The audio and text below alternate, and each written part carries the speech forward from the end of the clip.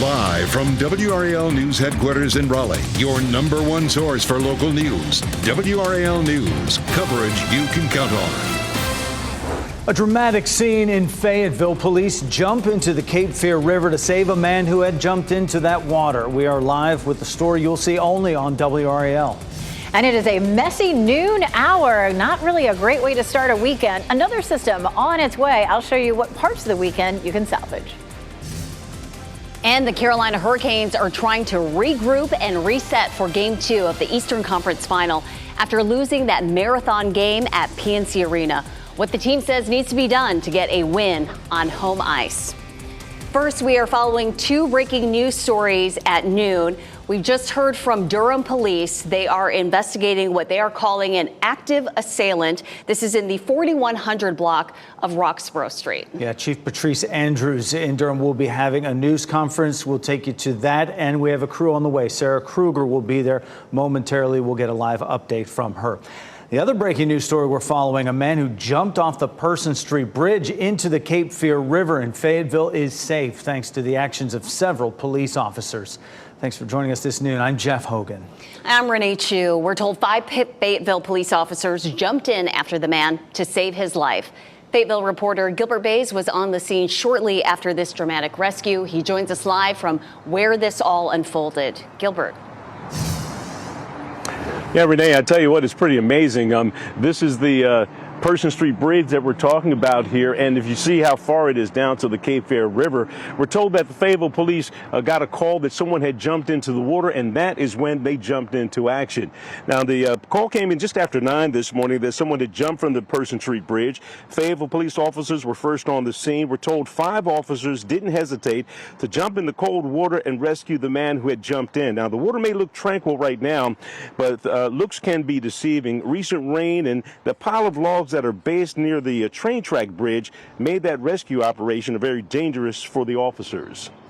The current is strong, it's cold outside, it's already raining, and you have officers that are in full uniform that are trying to jumped in the water and rescued him. Now, the Fayetteville Fire Department's search and rescue team arrived to the scene, also helped pull everyone to safety. The victim was taken to Cape Fear Valley Medical Center. We're working to learn his condition, but we're told when he left the scene here, he was alive and breathing, so we'll try to get an update on that. When we got here earlier, the officers who had gone in the water were soaking wet. Some of them were still holding their shoes and regathering their equipment. Renee, we're told that one of the Fayetteville police officers was transferred to the hospital just to be checked out, but we're told he too is going to be okay. And Gilbert, what a tremendous example of police officers risking their lives to save others. Gilbert Bays, thank you. Showers are moving out, but more rain is on the way this weekend. We can expect storms Saturday evening. Elizabeth Gardner is in the WRL Severe Weather Center right now with a look at that timeline, Elizabeth. We take a look at the radar, and it doesn't look like we have a lot of rain showing up on it, but there are a lot of places where we're seeing just drizzle, and sometimes the particles of drizzle are so fine that they're not showing up so much on the radar. We haven't seen much rain up in the northern part of the viewing area, but we've had scattered rain across the Triangle area and certainly off to the east as well. We have a low that's sitting off the coast, and that's going to be moving up the coast and taking this rain along with it. We continue to deal with a good bit of rainfall, especially around Goldsboro up toward Wilson. There's been some heavier rain near the center of the low down near the Wilmington area where we've had some flooding. We're going to talk more about that coming up in just a little while, up to 10 inches with some issues near Leland right outside of Wilmington. But let's talk about how much rain that we've seen here so far out of the system. We've seen as much as almost an inch in the southern part of Wake County and down towards Smithfield. In other places, it's been closer to a half an inch. And again, closer to the Virginia line, we haven't seen that much rain. We'll continue to see some scattered showers, most of it being light for the next little while. And that heavier rain that's coming up from the south right now will slide off to the east,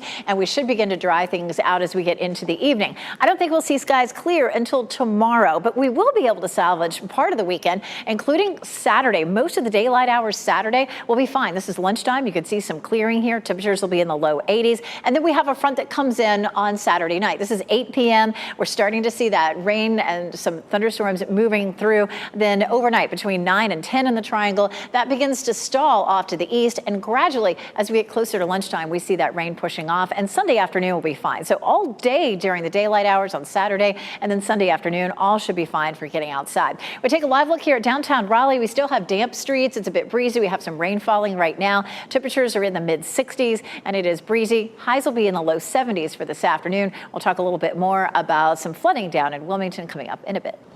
All right, thanks, Elizabeth. We now know the name of the woman who was shot and killed on Glasson Street in Durham. Police say 30-year-old Chanel Alston was shot and killed in the 3300 block there on Wednesday night. She later died at the hospital.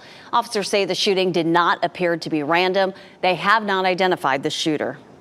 Video shows disappointed fans leaving PNC Arena early this morning. Many of them held out for nearly 6 hours during that game. WRAL's Nia Harden shows us how they're feeling about being a part of history, but also dealing with a loss. Like the famous Aaliyah says, if at first you don't succeed, dust yourself off and try again. And I believe that's exactly what the Canes are going to do tomorrow when they play in the big game. A lot of fans were still out here to let them know that they are still excited that they have made it this far. They were asking for autographs at 3 a.m. And so the fans getting those autographs from players who were probably just as exhausted after this game had ended at 2 o'clock in the morning. We're talking nearly 6 hours after the game had started when this all happened. And, you know, for history, when we're talking about that, this was history not only for Carolina, but also history for Florida having the longest game. And then it was the 6th longest game in NHL history. Every time fans thought the game was close to being over, they would leave and then start rushing back. Honestly, I thought I was going to be here for maybe 3 or 4 periods, but it lasted longer than I expected to. It was a great experience, you know, being out here this late. I mean, it sucks to drive home knowing that they lost, but it was still a great game. And tickets are still available for tomorrow's game. Nia Harden, WRAL News in Raleigh. So that long marathon game 1 is in the books. Be sure to join us again tomorrow night right here on WRAL. We'll have a special coverage of game 2 at 7:30. Puck drop is at 8 on TNT. When it ends, be sure to come back to WRAL for our exclusive post-game show at 11:25. We'll have more on the thoughts from fans, players, and head coach Rod Brindamore after game 2. Durham police are looking for a person who shot 2 men at the Avon Crossings apartments. One of those men died. People living there say they heard several gunshots around 4:30 yesterday afternoon. Some say, unfortunately, this is not uncommon for their community. Police say this appears to have been a targeted shooting. One person is dead after a crash in Johnston County. This happened around midnight near Raleigh and Hunting Lodge roads in Johnston County. The WRAL Breaking News Tracker was there until the scene cleared just before 3 a.m. The red car in this video appears to have crashed into a fence. We've asked Highway Patrol what led to the crash and more on the person who died. A reminder now, as we head into the summer travel season, buckle up. It could save your life. Seatbelt use was at 91% last year. In 2021, more than 26,000 people died in crashes. About 50% of those were not wearing seatbelts. Durham city leaders held a groundbreaking today for a new mixed-income apartment complex that will transform the eastern part of downtown. The Elizabeth Street apartments will have 72 units. They're replacing public housing that used to be on that site. When they're completed, the new apartments will be home to people from a variety of incomes. All prior tenants will have the right to return. The Durham Housing Authority CEO believes the new project will greatly improve living conditions.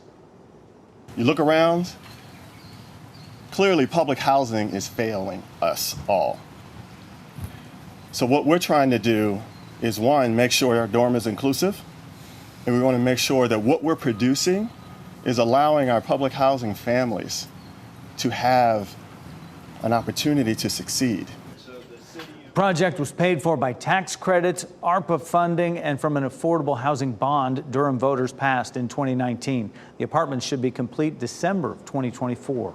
North Carolina's agriculture and agribusiness has reached a new record. This morning, Commissioner Steve Troxler announced the economic impact reached $103 billion.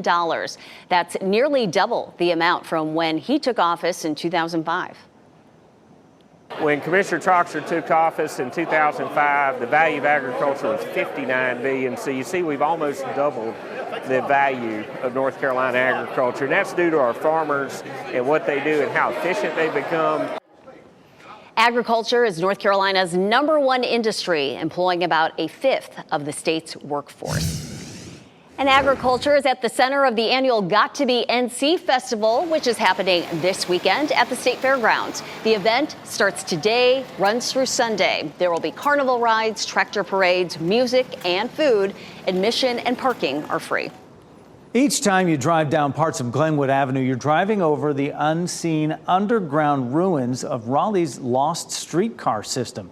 Earlier this week, a construction project unearthed a section of that track, and it was in remarkably good condition, just inches beneath the asphalt. Photos show the steel rails there, the wooden cross sections, even the hand-laid bricks that helped hold tracks in place. A portion of the track will be donated to the museum.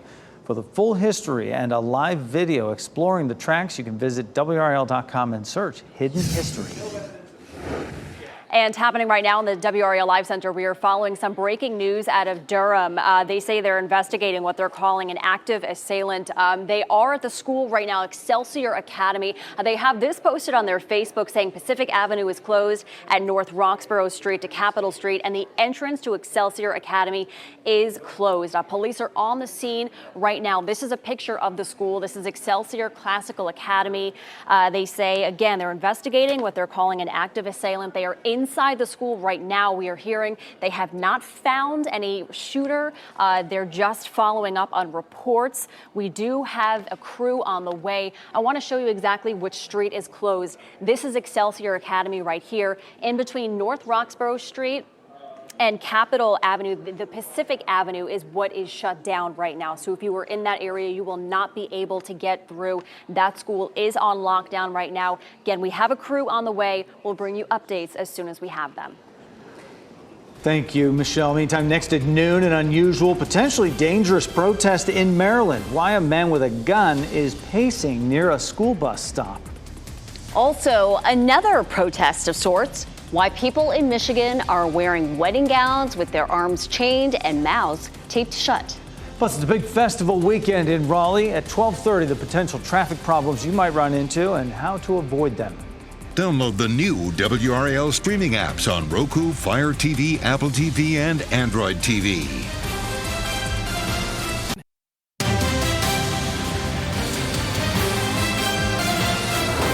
A California dermatologist is accused of trying to poison her husband with Drano. Emily Yu faces 3 felony counts of poisoning and 1 felony count of domestic battery with injury. Prosecutors say she was caught on camera putting the drain cleaner in her husband's lemonade. But her attorney claimed Yu was mixing it to bait and kill ants in the kitchen. Her lawyer claims his client's husband is making false claims against her, in part because of a high-stakes divorce case. A Maryland man is striking fear in the hearts of some patients and children, and here's why. The man has been pacing near an elementary school bus stop for about 3 weeks, and you can see the man holding an AR-15. He says he is protesting Maryland Governor Wes Moore's new gun control law, which prohibits people from wearing, carrying, or transporting a firearm in certain locations, including schools. I think that if I do this enough, that it will create enough deterrence from crime in the area. I feel like if we don't do something about it now, then we'll be talking again, and it'll be too late at that point. Parents have reportedly asked for the man to be removed. Police say he is within his legal rights to be there with the firearm. A 17-year-old girl faces murder charges in Tennessee after 2 of her classmates overdosed. The 2 high school juniors died hours before the school's graduation. The teen also faces charges of possession of a controlled substance. Investigators say they found drugs at the crime scene and at the suspect's home. Authorities believe the drug is fentanyl. The 17-year-old is under house arrest and required to take daily drug screenings until she returns to court next month. The gun handler on the set of the film Rust wants the charges against her to be dismissed. 1 person died in that 2021 shooting. Hannah Gutierrez-Reed and Alec Baldwin were both charged with involuntary manslaughter earlier this year. Prosecutors dropped the charges against Baldwin last month. Her lawyers claim prosecutors are trying to taint the jury pool. We continue to follow breaking news. Right now, Durham Police Chief Patrice Andrews is about to speak about the situation in regards to Excelsior Charter Classical Academy. Let's listen in. It was yeah. So we've got two different staging areas, one for fire EMS, and then we've got our command over here. So I'm gonna leave my life for you. Thank you. All right, thank you. I'll see you. Yeah. Okay. Sorry, I was trying to wait to see if they wanted to. You let me know when you're ready. Okay. All right. So I think we are live, and just so you know, we're live on WRAL. Can you tell us what the situation is here? We see a lot of police officers, a lot of concerned parents. Yeah, definitely. So at 11:15 this morning, our 911 communications received a call, a third-party 911 caller, stating that there was an active shooter, or even asking about whether or not there was an active shooter, because they had received information from a loved one. So obviously communications is going to treat that as there is an active assailant, which they should. At that point in time, they dispatched officers at about 11:16, 11:17. The first officers arrived on scene and began to mobilize and actually went into the building. They were able to clear all levels. Our tactical team arrived and is conducting right now a secondary tactical sweep of the building. And while they're doing that, we have the building on full lockdown, and we're asking that parents just come to the rear of this building, which is at 4117 North Roxborough Road, just coming to the rear. And so we'll have officers directing them in, and we can provide them with some updates because we do want to get the building released and back to the parents as quickly as possible so they can pick up their babies. We'll have chaplains on scene shortly to help start some of the healing that we know that they'll need from this process. And this is Excelsior Academy, just so everyone at home knows that. Yes, I'm sorry, Excelsior Academy, just across. Just to be clear, nothing has been found. Correct. There has been nothing found, no evidence of an active assailant, no firearms, no shots being heard, no evidence of that here. Just very scary. And I know you're a mom. Yeah. There are parents in front of you, behind me. A lot of them are emotional, understandably. Absolutely. How do you process this as a mom? As a mom, and I actually have staff that have children that are in that school, and then watching these, it's hard as a police chief to stand here, even as a mom, and see the faces of the parents, right? I just, it's hard to process, but I just have to reassure them that, we are going to be here for them, and hope that, the children will be okay, because it is traumatic for them as well. So it's very hard to process that this is the world that we are in now. It's frustrating. It's frustrating that our kids can't just simply go to school to learn. And if this ends up being a false, malicious report of a fake active shooter, there are legal consequences for that, right? Yes, absolutely. Absolutely. We, our intelligence units work very closely. Anytime we get something at any one of our schools, we have a very robust intelligence team. And we provide all of the necessary information that so the sheriff's office might need, or even our investigators in this case would need to prosecute if it's found that this was a malicious call. At this point in time, I've heard the 911 call. It does not, thank you, it does not sound malicious at this point in time. And I know we heard from you yesterday speaking to City Council for your first quarter crime report. One of the things you talked about was staffing and 80% of sworn positions being filled, which is not as many as you would like. Yeah. Was staffing an issue responding to a call of this nature today? No, it was not. I've never seen so many police officers in one spot, because it's our kids. None of us gave birth to them, but they're our kids. And so we're here. Whatever it takes.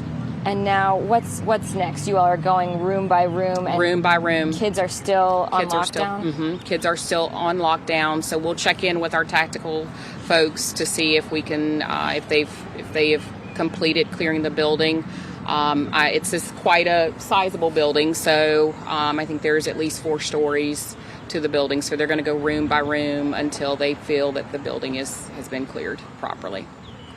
Do you happen to know the ages of the children at this school? I don't know the specific age range. I think it's middle school, I believe. It might be elementary, middle school. It's a charter school. I'm not real sure. Yeah. Well, thank you for your time. Yeah, absolutely. So if we have anything new to share, Chief Patrice Andrews there wrapping up a news conference less than an hour after the first 911 call came in about an active assailant in the 4100 block of North Roxborough Street. And right now, Chief was talking about how she has police officers going room by room through the school to make sure that there is not a threat. The kids are still under lockdown. She did emphasize that there is no shooter at the school. They did not find any evidence of that. They did not find any weapons. Everybody is safe, but they are going through the school still right now to make sure that it is all clear. A 2-minute response time, also pretty good. When you hear the call came in at 11:15, 11:17, officers on the scene. Did one sweep through just as an initial, precautionary, make sure everything's safe, and now going room to room. Chief Patrice Andrews also talked about, and I thought this was really poignant, this is the world that we live in, right? This is very frustrating that she said kids cannot just show up to school and learn. There are so many concerned parents there at this charter school in Durham. This is the 4100 block of Roxborough Street, Excelsior Classical Academy. All right, we'll continue to follow this, of course, with crews on the ground right there. And we'll come back. Elizabeth Gardner has our weekend forecast when it includes that rain. We've been dealing with showers since early this morning. We continue to have some of those showers showing up on the radar. Right now, the rain is heaviest closer to the coast. It is a coastal low. It's a low pressure system that will continue to stay near the coast and move away from us as we get through the afternoon. But there's still some light rain that's happening across the area. And we've had some flooding down in the Wilmington area. We're going to touch on that in just a second. Let's zoom in here. And you can see just some light patchy rain because we've had cloud cover and we continue to see the showers out there. Our temperatures are cool. It is gray. We're looking at some heavier showers that are starting to pop up here around Goldsboro. This is going to be, of course, a little bit closer to where that low is as it sits just off the coast down near the Wilmington area. Let's move down here. You can see the green boxes. This is where we've had flood warnings. We've had as much as 10 inches of rain across parts of the coast near Wilmington. We take a look at our 24-hour rainfall. Here in the orange, this is going to be 6 to 7.5 inches, but we've had some isolated totals up to, or potential up to 10 inches, and that has caused some flooding around the Wilmington area. This is all from that coastal low. You can see these flooding reports. We've had as many as 20 cars that were stranded. We've had water in buildings right here around Leland, which is across the Cape Fear River from Wilmington. So there have been some water rescues there. It's almost similar to what we would see with a tropical system. It does look like that low will start to move away shortly and that water should begin to subside, but it's been a mess for folks down there. Here's what we're looking at. Some of that rain that's heavier closer to the coast, pushing up across our area, at least for the next hour to 2 hours, and then gradually the low moves away and we begin to see our rain tapering off. It's likely to be cloudy for the rest of the day today and tonight, but tomorrow morning after we get through, say about 7, 8, 9 o'clock, we should begin to see a bit of clearing. It'll be partly cloudy through the afternoon. Saturday's not looking bad. Now Saturday night we have a line of thunderstorms that will come through. At this point it doesn't look like it would be severe. At 8 o'clock it's back to our west. By 10 and 11 o'clock it's moving right through the triangle and then continues to sort of wash out and stall. And we'll have some showers in the area in the morning. You can see that from the triangle area south and east there around 9, 10, 11 o'clock in the morning. By lunchtime, we start to see some clearing from the west. But it's messy out there right now. Even these light showers, you can see how much rain, how much water we have on the camera lens. And it is wet out there in Sanford. We're seeing that in a lot of places. And it's cool too, 65 degrees. And we'll see highs in the low 70s, looking at 72 in Durham and Raleigh and 72 in Fayetteville. So it stays cool today. We will say that rain moving out, it should be dry for the Durham Bulls game, but temperatures will be in the 60s. And if you're headed out to Got to Be and See this evening, same story. Temperatures will be cool, but the rain should be over as long as you're not heading out until after work. We're proud sponsors of Artsplosion. We're going to talk about the forecast in more detail for the weekend, about when it will stay driest. Thanks, Elizabeth. Coming up in our next half hour, President Biden is on the world stage at the G7 summit. How the president is juggling meetings with world leaders and monitoring the debt ceiling debate here at home. And in many rural areas of the U.S., Wi-Fi is spotty at best. Also ahead, the effort to connect tribal lands to the World Wide Web and why the federal program could be in jeopardy. First, here's a look at your winning lottery numbers.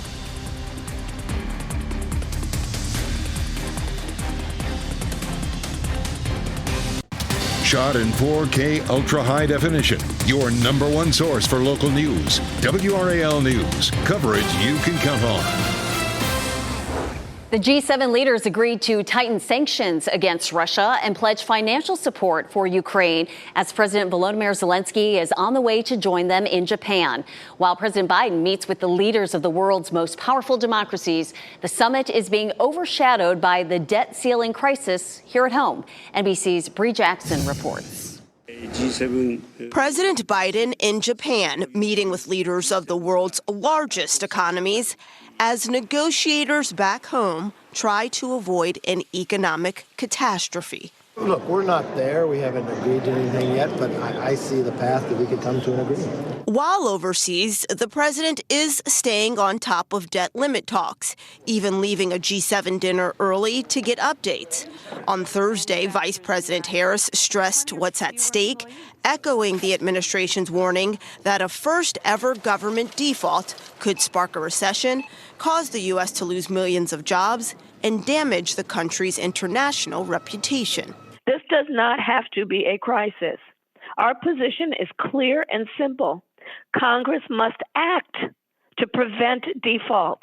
One major sticking point, the GOP's plan to impose stronger work requirements for social safety net programs, like food stamps and housing assistance.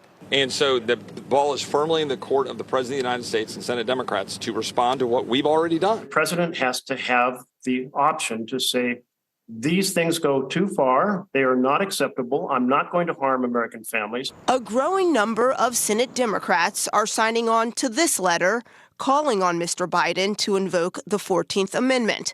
That would allow him to raise the debt ceiling without congressional authorization. And Treasury Secretary Janet Yellen has warned that invoking the 14th Amendment could lead to a constitutional crisis. In Washington, Bree Jackson, NBC News. And happening right now in the WRAL Live Center, President Biden now saying this afternoon that he would support an international effort to train Ukrainian pilots in flying advanced fighters, including the F-16s. President Volodymyr Zelensky has pressed for Russia's superior air force. Several U.S. officials are saying that President Biden is now saying they are supporting the international effort. They say they would discuss in the coming months how to supply Kyiv with the jets themselves. President Biden is reversing course on this because he was reluctant to provide Ukraine with any major weapons systems. So we're hearing also Secretary of State Antony Blinken was a driving force behind this decision. That is the latest in the war with Russia and Ukraine. A traffic alert in Raleigh this weekend. Some major road closures could jam drivers around the fairgrounds and PNC Arena. WRAL's Brian Schrader has alternate routes that could save you time and hassle. What a weekend in West Raleigh. At the State Fairgrounds, the Got to BNC Festival runs Friday through Sunday. It's a taste of the State Fair. And across the street, the Carolina Hurricanes play Saturday night. It is going to be a busy weekend on this side of Raleigh, and even if all the roads were open, it would get congested, but some of the roads are closed. WRAL Sky 5 shows the construction zone, where Hillsborough Street is closed at Blue Ridge Road, and Blue Ridge is closed at the railroad tracks. Those are major roads to get into the fairgrounds and to the arena, but State Fair manager Kent Yelverton says so far the construction has not been a problem. We've really seen no impact. A lot of our visitors come from different directions. Most of our visitors don't even see that construction sites. And you can avoid it by coming in from Wade Avenue and Edwards Mill Road. That'll get you to PNC Arena. And if you're going to the State Fairgrounds, you can use Trinity Road. Yelverton and Hurricanes General Manager Don Waddell say that they always work together to accommodate drivers during big events, and this weekend will be no exception. If we're all working together, we're going to make it happen. We've got 2 big events in the area, but we have a lot of partners, and we're all ready. Brian Schrader, WRAL News, Raleigh.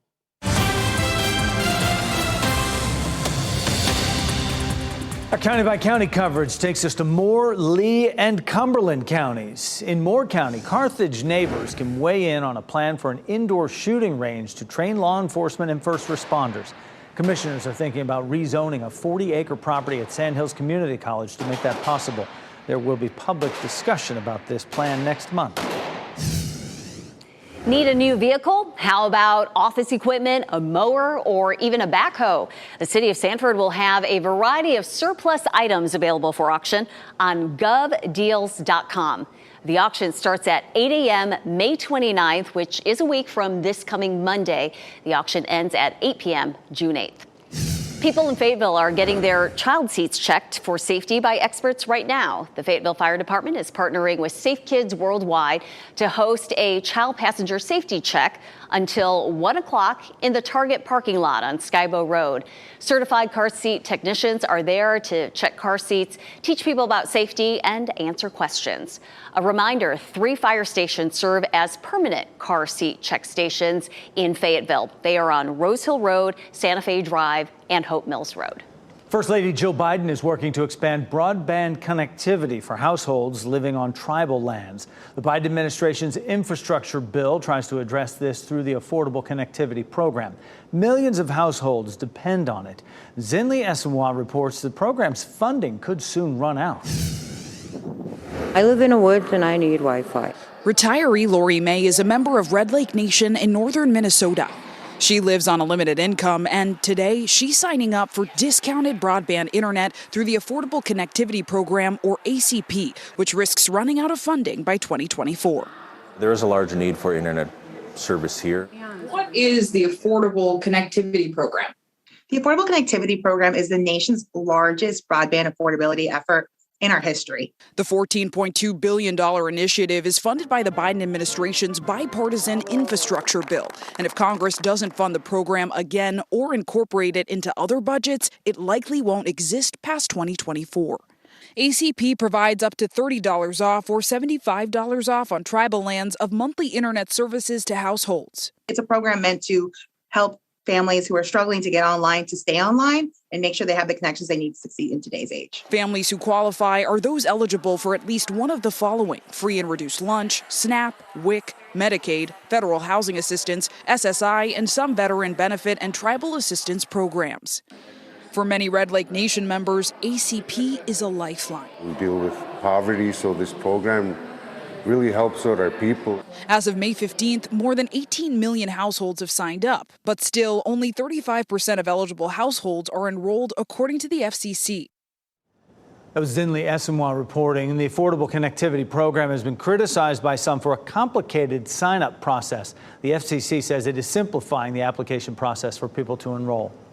The highest-ranking Asian American officer on Raleigh's police force would like to see more officers of Asian descent serving. Police departments are probably one of the most visible representations of government that's out in the community. And when we have these immigrant communities moving into our area, we have to reflect that diversity and that vibrancy of what they bring to the table. We continue our series honoring AAPI Heritage Month. Coming up, I'll introduce you to some of Raleigh Police's trailblazers and their push for more AAPI representation on the force.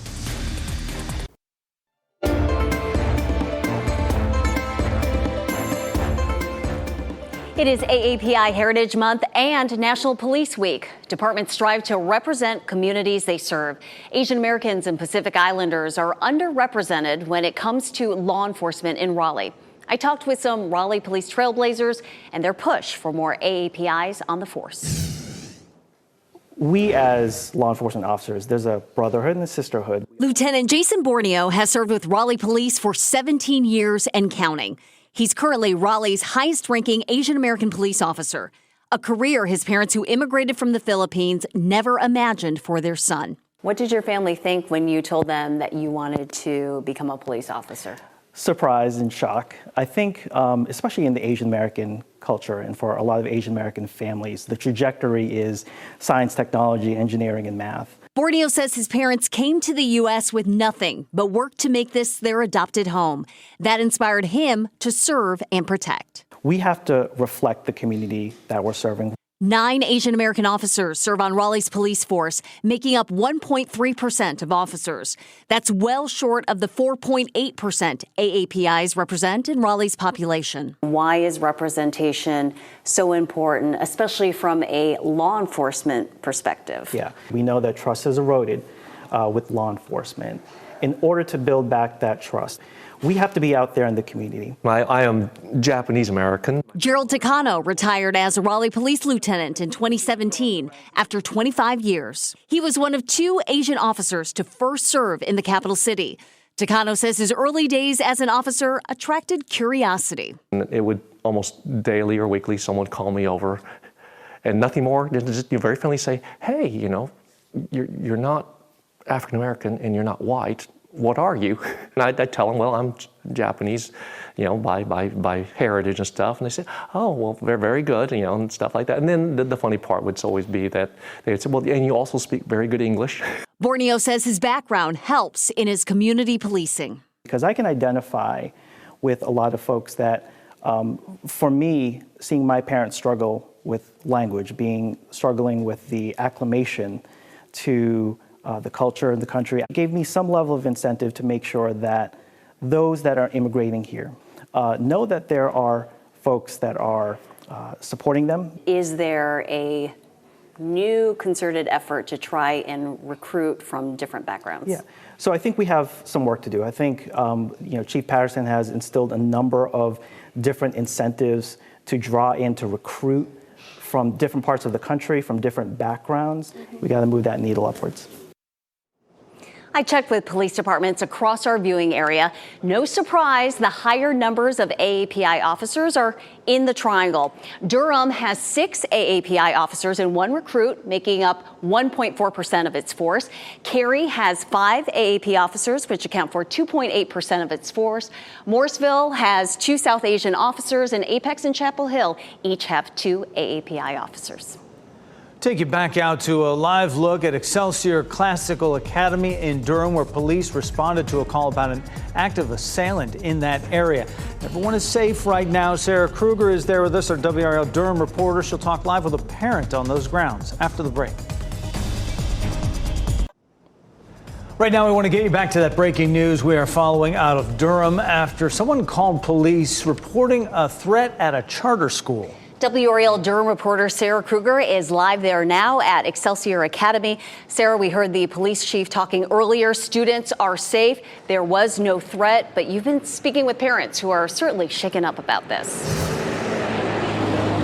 Renee, that is the most important part, that right now everyone is safe. Police still are doing a sweep of this school right here behind me, going room by room. They want to take nothing for granted and leave no stone unturned. And then around me here across Roxborough Street, you can see dozens of parents who are eagerly awaiting reunification with their children. Excelsior Classical Academy is a K-12 school. Some of the kids that we're talking about are very young. That includes the child of Kelly Knight, who I have with me here. She's a parent of a kindergartner and of a freshman here at the school. Kelly, how are you holding up?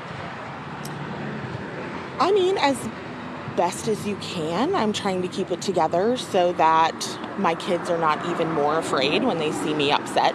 I think, my teenager obviously would understand it, but 6-year-olds, mommy's upset, that's a reason for me to be upset kind of thing. So trying to keep it peaceful for them. And talk to me about your emotions, especially as you were racing over here to the school, not knowing what was happening. I came when my daughter said that there was a lot of chitter chat about something on Instagram and she didn't feel safe. And so she asked if we could come get her. I said, let me unload the car. We'll come get you. And I texted her, told her we were on the way.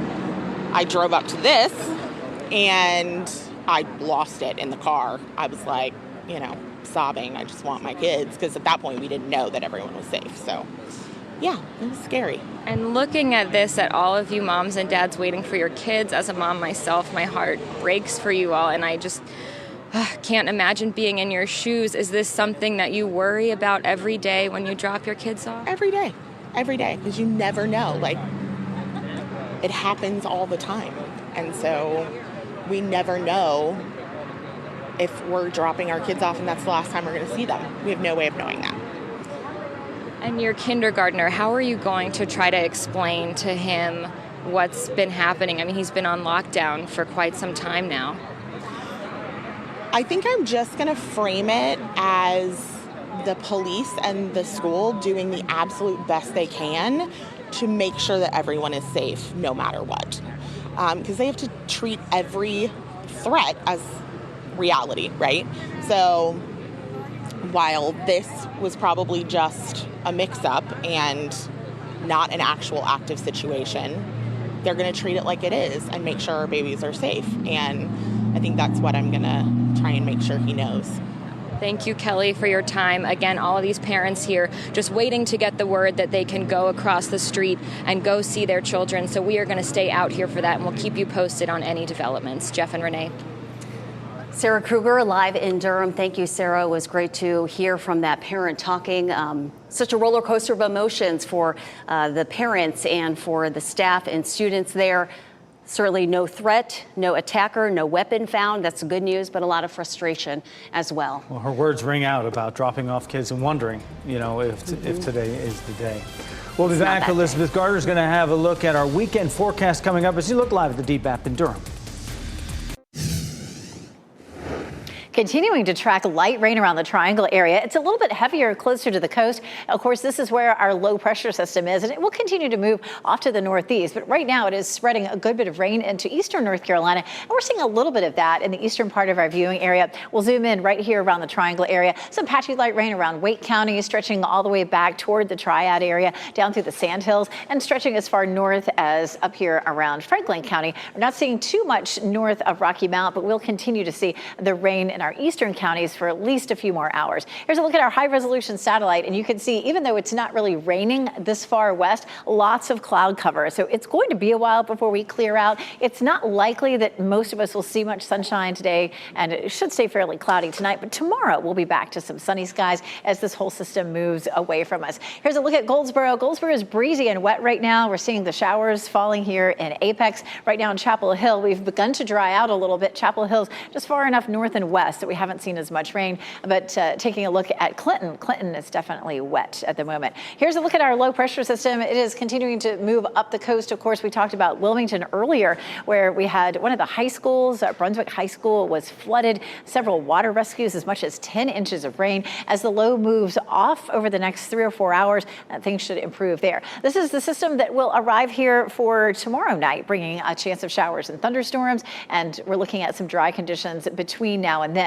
Continuing to see the low move away from us late this afternoon. We'll see cloudy skies, and it will be dry overnight tonight and for much of tomorrow. Here's Saturday at lunchtime, partly cloudy skies, and then of course we have the showers and thunderstorms that'll roll through. Right now we're not under level risk of severe storms, so it doesn't look like anything will be severe, but we will see some steady to heavy rain overnight and into the first few hours of the morning on Sunday. Then everything moves on out.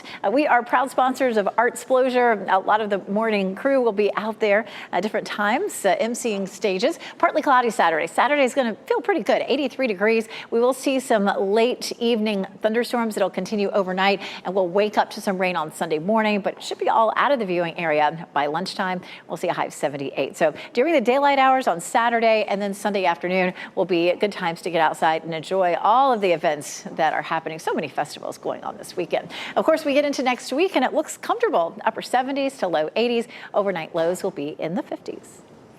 Elizabeth, thanks.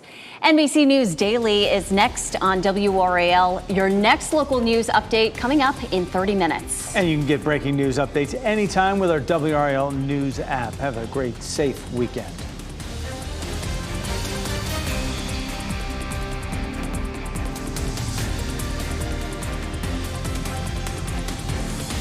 Keep watching WRAL News over the air Channel 34 and Spectrum Channel 1257.